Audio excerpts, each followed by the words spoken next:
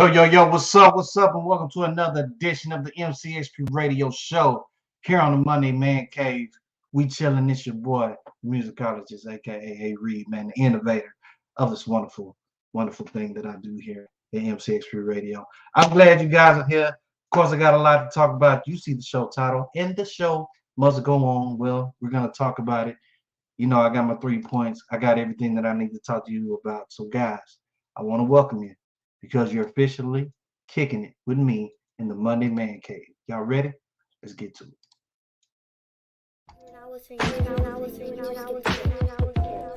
Swagger pimp, yeah. Can't now another dude like me. Yeah. Okay, it goes 1 o'clock, 2 o'clock, 3 o'clock, rockin'. It's time for hip hop.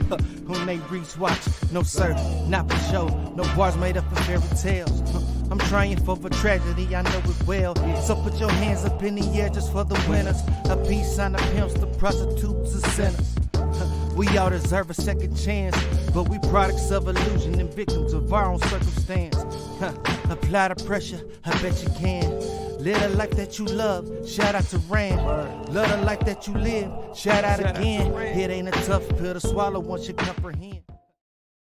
Yeah.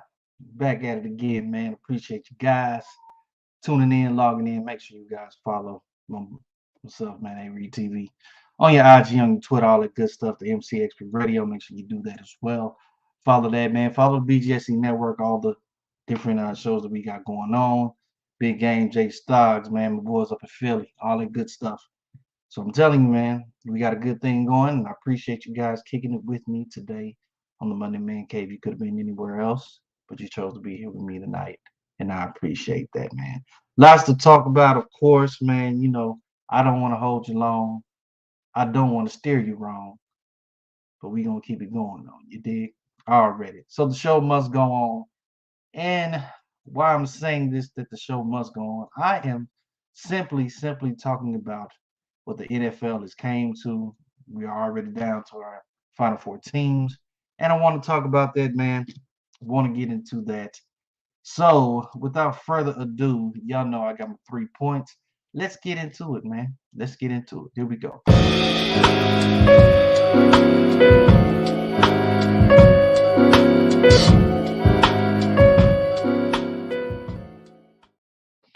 All right. So, point number 1, man, I want to make on the show tonight. Like I said, the NFL is here.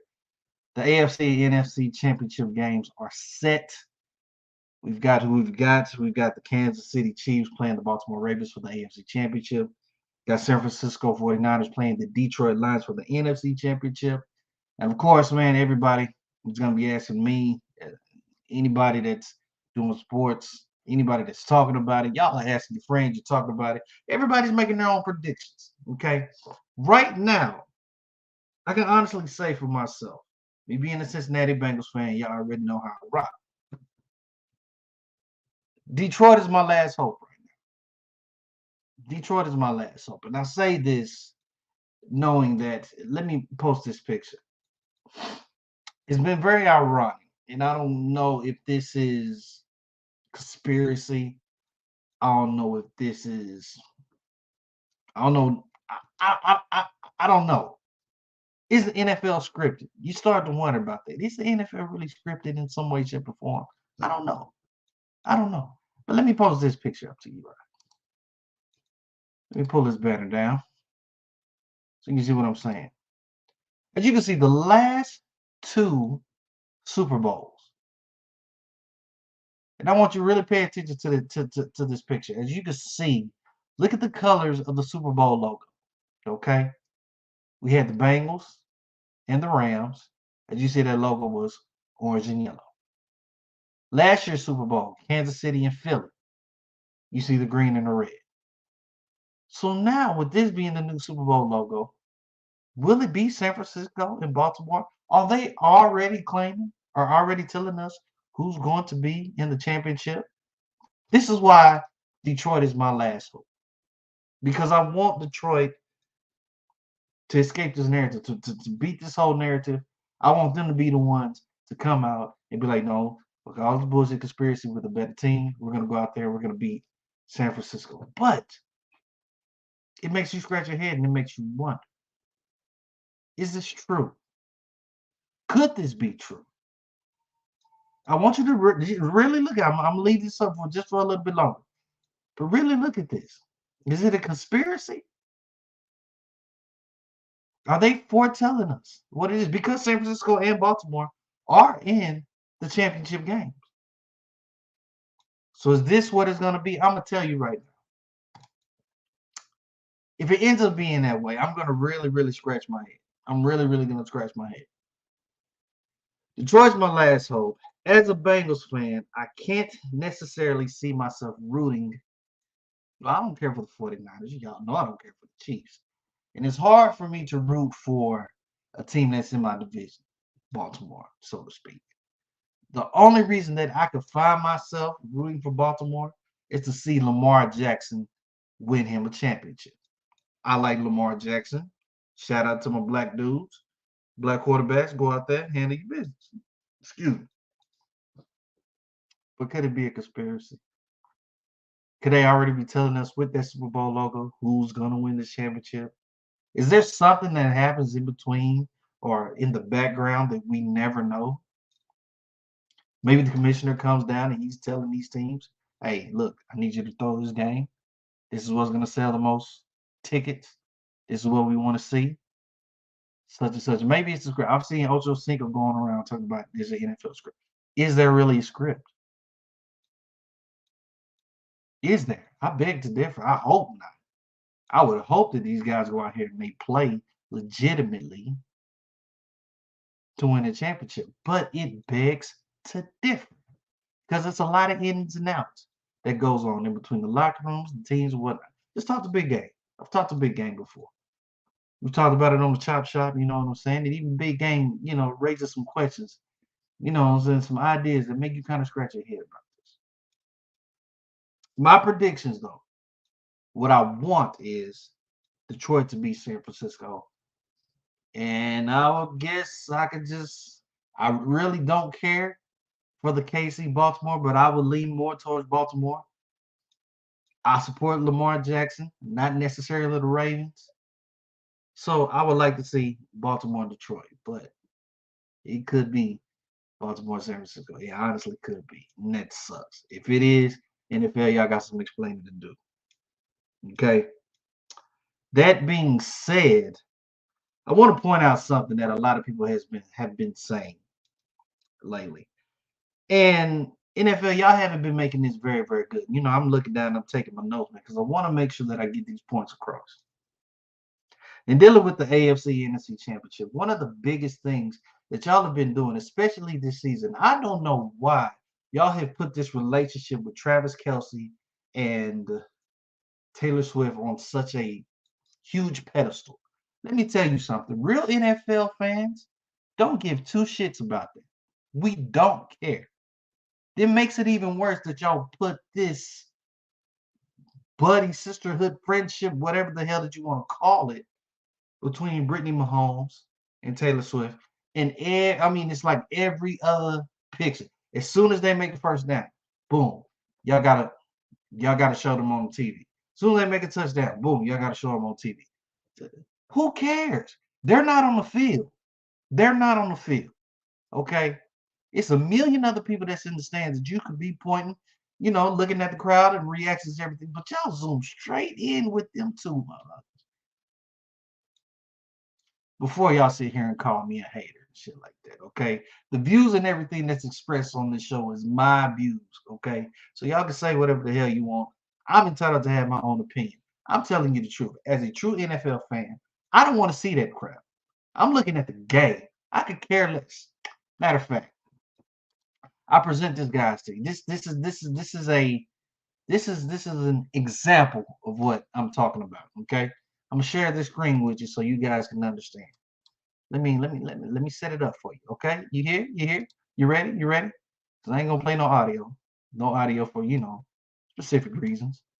But let's watch. Watch how buddy this shit is. No fuck. They didn't zoom it out. This one, I didn't find the one that they zoomed it out and they had Patrick Mahomes' dad looking back at him like, what the hell you bitches doing? I'm just saying. I think it's a very fake relationship. I think it's very over the top. I think what Brittany Mahomes has done is made herself, another entity aside from Patrick. And now she's out here doing the most. She's got Taylor Swift, the hottest name in the game, right there next to her. So she's over here hugging on her, doing all this, that, and the third. Come on, man. Sometimes a little too much is too much. When you know that you got the camera on you, she knows that they showing the camera on. So I'm pretty sure that she has to come up with some kind of antics or some things to do to make people believe like they're like the best of friends. Quite frankly, I don't even think it's true. I could be wrong. This could be a complete publicity stunt that they have been doing this whole season. The NFL kind of babysits Kansas City. Let's just be real. They babysit Kansas City. They've been doing it for quite a while. It's what it is. It's part of it. Y'all want your ratings and all that. I understand. But they've been babysitting these guys. They babysit this relationship. They want to put this right here in the forefront. That bullshit when they was playing Miami. Considering and she was up there swag surfing or something like that. And y'all act like black folks ain't never did that before. But when Taylor Swift do it, it's something brand new and extraordinary. Get the fuck out of here. Come on, man. Y'all putting too much emphasis on this crap, man. And the real fans, we don't give two shits about this. Really, really don't. So NFL, I'm asking you. I'm begging you. Fuck that. I'm telling you. And there's a million other fans that feel the same way, man. Come on now. Nobody want to see this crap. Nobody want to see Brittany Mahomes and Taylor Swift just being buddy-buddy like that. It's cool if you want to show them, boom, you know what I'm saying, every so often. But y'all show them after every freaking drive that Kansas City does. First downs, y'all show them. Touchdowns, you show them. Touchbacks, you show them. When they got a punt, you want to show them. Nobody cares. They're not on the field. They're not on the field. They're not on the field. And just know everything that happens, man, always comes back. Karma is a real damn thing, man. It'll come back and bite. Call me a hater all you want, but I'm just telling you the straight facts. Everybody that I talk to, everybody that I mean, I'm at work with all my buddies, and they come on to me talking about, man, I'm tired of seeing it. We all tired of seeing it. But you constantly put it in the face. NFL, y'all got to do something better. Please, please, please, please. We don't want to see Brittany Mahomes. We don't want to see Taylor Swift. And I'm not dissing Patrick Mahomes' wife, nothing like that. Not necessarily dissing Taylor Swift, nothing like that. We just don't want to see that crap. It's an NFL game that's going on the field. That's what we're trying to pay attention to. Now, I will say this. Me being a Bengals fan, it's hard for me to root for another team that's in my division. But you cannot tell me that Lamar Jackson isn't must-see TV. Lamar Jackson should be the MVP of the league this year. But Lamar is must-see TV. I'm always on the edge when we play them because I don't know what kind of stuff Lamar's going to pull out of his head. He's a killer, bro. He's a killer. Like Cam Newton said, he's a game changer. And when you have game changers out there on the field, you want to see what the hell they're going to do next. And Lamar has been doing it all season. Whether you like it or not, they've been doing it all season. So, that being said, man, I still am going to go Detroit because I feel like the Detroit Lions, who have done a magnificent job. Congratulations to that franchise, to those players, to the head coach, Dan Campbell. And I've said it for the past 2 shows that I've done, man. They the last thing. They my last hope. Detroit is my last hope. I want them to come in and I want them to break the narrative. I would love to see Detroit end up winning. I would. Is it going to happen? We'll see. Who knows? Who knows? But all I'm saying is we're hoping for a change in some way, shape, or form. I know the majority of people. But if it is a Baltimore, San Francisco, hey, man, it might be so much planning to do. How in the hell could they have predicted that at the beginning of the season? Remember, they dropped the logo. They dropped the Super Bowl logos way before the season starts. You got two colors, and y'all just automatically just, oh, we're gonna put San Francisco and Baltimore in this. They're gonna end up in the Super Bowl. Y'all got some explaining to do. So tell me, man. Y'all please leave your comments or whatnot, man. I would love to put your comments up here. Do y'all believe that this NFL is ready? And also tell me who your predictions are, man. While we're here on live, I'd love to post it up on the show, man, and let's talk about it. You know what I'm saying? That's my point number one. That these AFC championships are set, and we definitely don't want to see Mahomes' wife and Taylor Swift being all buddy buddy every so often. I mean, damn, y'all show the girl walking into the stadium like she's going into the locker room getting ready to put on some damn pads.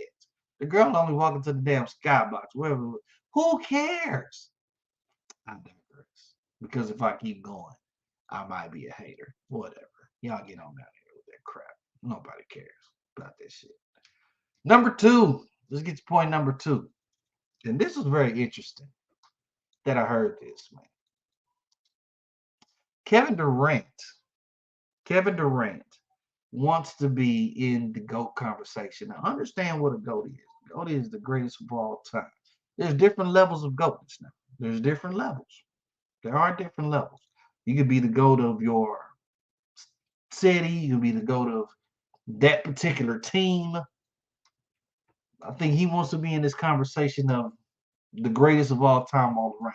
Now, honestly, you're trying to put yourself in the mix of Michael Jordan, in the mix of Kobe Bryant, in the mix of LeBron James, you know, some people that have been labeled GOATs. Even Steph Curry has been labeled GOATs. Look,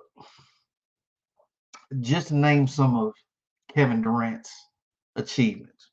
Two-time NBA champion, two-time NBA Finals MVP, 13-time All-Star, four-time NBA scoring champion. I mean, he's got the recognition. You look at the things that he's done. He's got GOAT-like material. But, and there's a big but. There's a big but. I've always been a very, very big fan of Kevin Durant. I think Kevin Durant is one of the most, I'm not saying underrated. I'm not saying overrated. He's one of a kind. With his size, his length, he shoots a very hell of an amazing jump shot. Amazing jump shot. Kevin Durant is a hell to guard. Okay. And he can be a game changer at any point in time. This man can score. He's buckets. He's square bigs, buckets. Any team that he's played on, he's been buckets. But I'm gonna tell you the main reason that he's not going to be considered GOAT. And I think we all know why. I think Kevin Durant's legacy probably would have been solidified a lot more if he had stayed with Oklahoma City. After they lost after they lost to Golden State, yeah. They came close. But I think that's the biggest issue. I think that is definitely the biggest thing.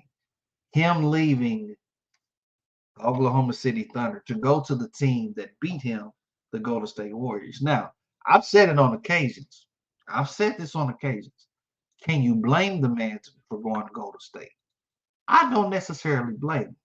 If that team actually has the roster and the cap space to pick up somebody your caliber, and you are one of the best players in the league, if a team like that is already solidified with those guys, if they have the opportunity to get you and they come to you and they saying, hey man, we want you a part of the team, this is that and third. I don't blame the man for going. I don't blame him. Not at all. But the thing is us as fans, we get so emotional on loyalty. We want to see our quote unquote heroes do the hero thing. Okay? Case in point. I'm a Dallas Maverick fan. Not once did any Dallas Maverick fan ever want to see, or could we even fathom or imagine seeing Dirk Nowitzki go to another team. We didn't fathom that. But the beauty of it is Dirk made it upon himself. It said that, hey, I'm not going to leave. This is the team that I'm with, and I'm going to do everything that I can to get them a championship, which he did in 2011. And we're eternally grateful for that. He has a statue in Dallas. We're eternally grateful for what Dirk has did. Kevin Durant didn't do that. He didn't do it. He didn't do that. He went to the Golden State Warriors, who already had Steph Curry at the top of his game. Draymond Green was at the top of his game. Klay Thompson was at the top of his game. He goes over there, makes him an absolute firepower, and they're damn near unstoppable. It's almost not fair, so to speak. And they win, well, he wins 2 championships with them. I think a lot of people will hold that GOAT debate over his head just simply because of him going to Golden State. If he had stayed in Oklahoma City, might be talking something different. Might be simply talking something different. Even if he probably would have stayed and tried to work it out in Brooklyn. Maybe. But all of that moving around and stuff like that, that's why you can't get that GOAT talk. That's why, in my opinion, I can't say the same thing for LeBron James. Amazing player. Amazing player. Hands down, will go down in history as one of the all-time greats, but I can't give him a GOAT. I can't do that. Not when I've seen Michael Jordan and what he's done. Let alone, let's get this straight. Michael Jordan is 6-0 in the NBA Finals. No game sevens. None. 6-0 in the NBA Finals. 2 three-peats. He won 3 straight. Left. Retired, quote unquote. Came back and won 3 straight more to show y'all how dominant of a player that he is. Never in the history of NBA have you ever seen anybody else do that. Jordan is the GOAT. Y'all got y'all opinions. I know the young ones, this is that and the third. Y'all probably wasn't, y'all wasn't even born. Y'all wasn't alive to see. Y'all wasn't alive to see Jordan do this. I understand. But for people my age, older people, we was able to see that. And to me, it goes Jordan, it goes Kobe. If you want to put LeBron under after that, then y'all can do that. That's fine. But it's Jordan and then it's Kobe, because Kobe got everything that he learned everything that he did from Jordan. Kobe was the motherfucking heir apparent. What you saw Kobe did was exactly what Jordan was doing in the league, and Kobe proved that he was unstoppable, just like that. That's why I hate when we have when people have this GOAT debate. Why do people always skip Kobe? Why they skip Kobe? That don't make sense. Doesn't make sense. Like Kobe didn't bring 5 championships to the Lakers. And last time I checked, LeBron has a losing record in the NBA Finals. Just saying. But if he's your GOAT, that's fine. But I digress. I think Kevin Durant is a amazing player. Really, really do. I just don't think that putting him necessarily in a GOAT conversation with the likes of an MJ, with the likes of a Kobe. No.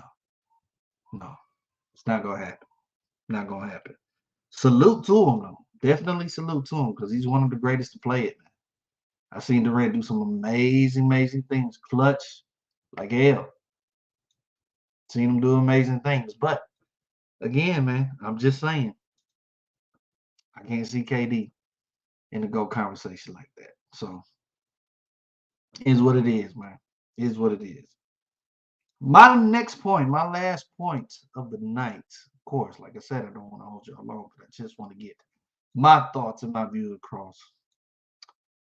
I know everybody was talking about that interview that Katt Williams had with Shannon Sharpe on Club Shay Shay.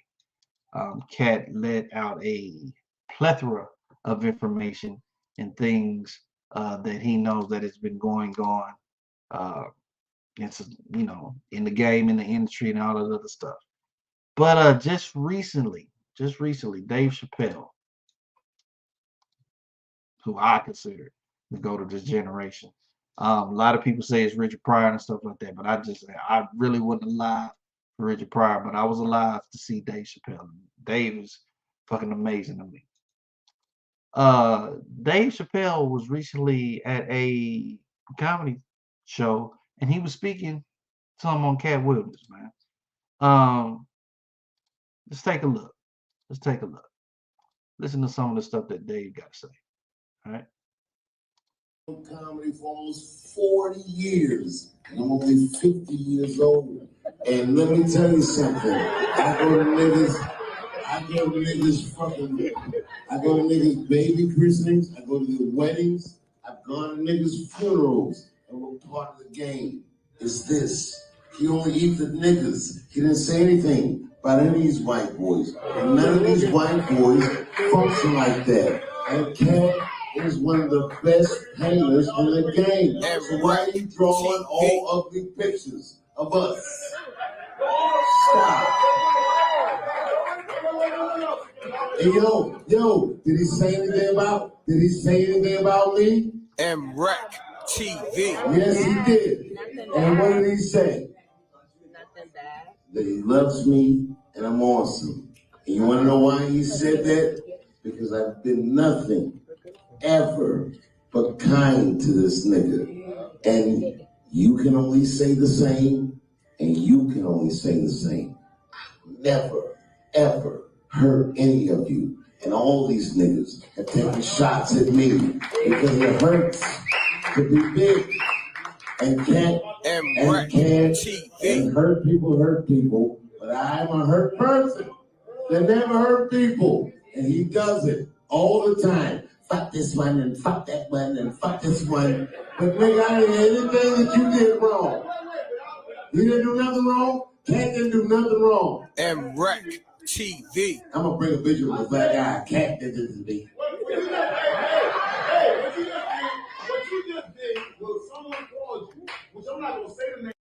Y'all can find the video because it's all over YouTube and everything like that. Y'all can find this and look at it on your own selves. Take the time to check it out because it was him, it was Dave. He was on stage. Deion Cole's on stage, and he was actually on the stage having a conversation with D-Ray. All them great comedians, as a matter of fact.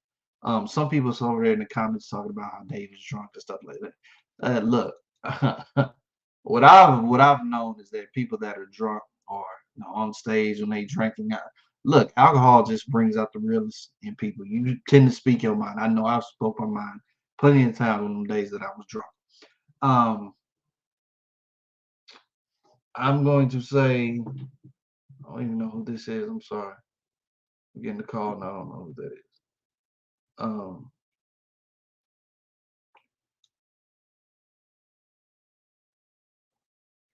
I think Dave Chappelle speaks a lot of truth. If you've watched his specials, especially all those specials that he has on Netflix, his style and his brand of comedy is very truthful, it's very honest, it's very real. I don't think that he said anything necessarily negative on Katt Williams. I think that in his own way, shape, or form, he's just saying, like, we all have our own faults. We all have our issues that we deal with. We all have skeletons in our own closets. And hurt people, yes, hurt people do hurt people.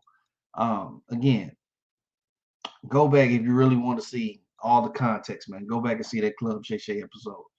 Wonderful, wonderful, wonderful interview that he had with Katt Williams. I think it was almost damn near, I want to say close about 3 hours long. So I had to see it in bits and pieces, but man, it was heavy. It was heavy.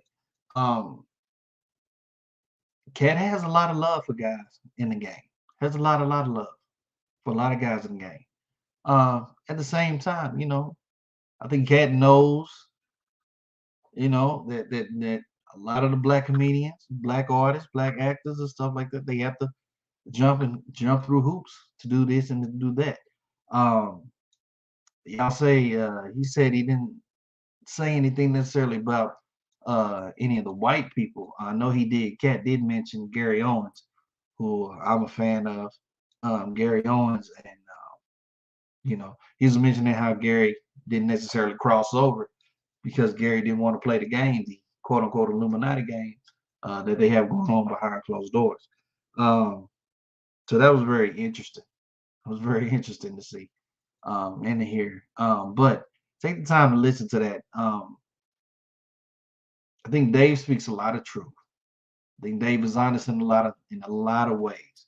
I think Dave is just he goes on to say in that little clip that what part of the game is it to where you know we taking the paper out of somebody else's hands. What part of the game is it where I'm taking food out of the next man's mouth? The fact of the matter is that everybody in the business and whatever profession that you do, and this goes from the top to the middle class or whatever. We all have our own directions, our own ways that we move around and how we get things done. Okay. Um, it's never a good look to try to hate on the next man, trying to take, how they feed their family, how they make their living. It's hard not to do that, but it's not that we can't have our own opinions about how people go about it because let's just be honest, there's some dirty ways that people go about getting their money. I'm saying dirty. Dirty can mean illegal, dirty can mean nasty shit behind closed doors, it can mean a whole bunch of stuff. Mean a whole bunch of stuff. I'm just saying. Me and this guy, me and somebody else that's doing the same thing next to me, like I'm not really a hating person like that. So I'm not gonna necessarily call them out or put them on blast to ruin any kind of relationships and things that they built, things that they use to help them earn their money. Because bills don't stop, goddamn. They don't. You gotta go out there and grind, man, to keep your lights on, to keep your internet, to keep these luxuries and things that we have. Um, I'm not taking either side. I'm not. This is not a side. To me, this is not a side battle. This is not a Dave Chappelle versus Katt Williams type of thing. I think this is a Katt Williams speaking his mind and speaking truth, and Dave just bringing another aspect to it uh, from what people already saw. It's like we all watched the Katt interview and kind of got tunnel vision. You know what I'm saying? We kind of got tunnel vision, just saw, we just like, dang, dang. And Dave doing what he always does best. Comes in and tells you his truth, his honesty in a whole different light. It just makes you think outside the box. And I think that's what's wonderful. I think wonderful. I think that's what's wonderful about Dave Chappelle. That's why I consider him a GOAT. He's probably one of the, everybody is different when it comes to comedy. Everybody is different, man. I mean, 'cause shit, I love Bernie Mac up there too, goddamn. So, may he rest in peace. Patricia O'Neal, rest in peace. But I'm just saying that's the beauty of what Dave Chappelle does. So again, I don't think it's a Dave Chappelle against Katt Williams type thing. Please take the time. Go check out the video. I know I pulled it up on TikTok, but you can find it on YouTube and stuff like that. And then, man, go to YouTube and check out the Club Shay Shay interview with Katt Williams and listen what Katt had to say. Listen what Katt had to say. And yes, Katt had nothing but good words to say about a lot of people. But then he also know that it's people out there that, you know, they get by how they get by. And in no way, shape, or form should we necessarily hate on somebody like that. But everybody has a different path of how they get their money. and how they go about their business. Can't knock it. It just is what it is. You know what I'm saying? Can't knock it. It just is what it is. All right. So those are my 3 points for today. Let's get to my winners and losers, who's going to be real quick. Winners and losers. Y'all ready? Here we go.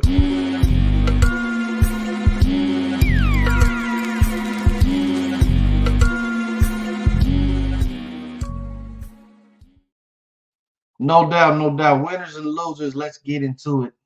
Let's get into it. And this was my KD pick. I meant to post up, but man, I was just talking.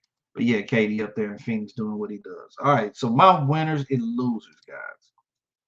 My winners right now is, in fact, they've been my winners for the past 3 episodes. The Detroit Lions. I cannot say enough about what the hell these teams is doing.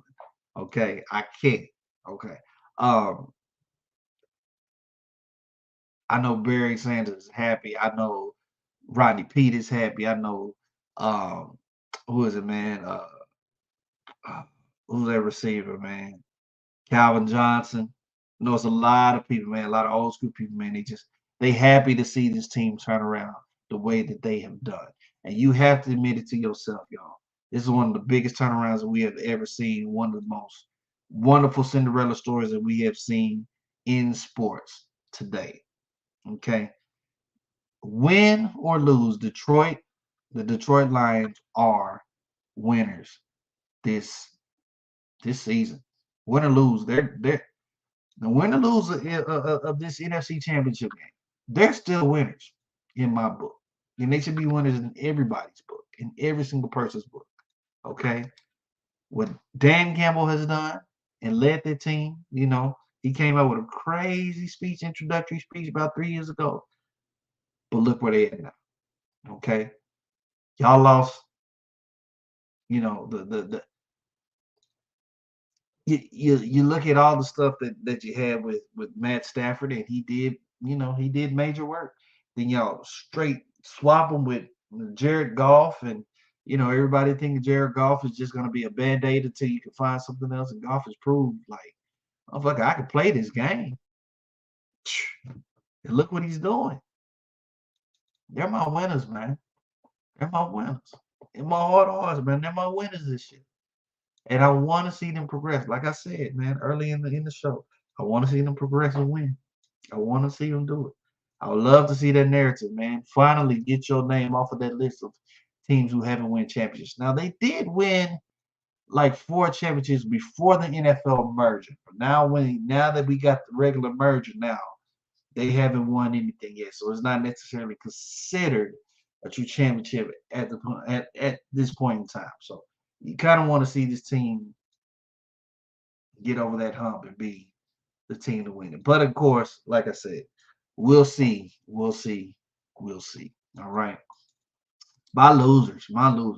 Believe it or not, my losers are all you Buffalo Bills fans that was at that game that was throwing them damn snowballs at the Kansas City Chiefs. Look, I don't like the Chiefs just like the next person, but y'all still got to have respect. Even just fans in general, y'all got to have respect.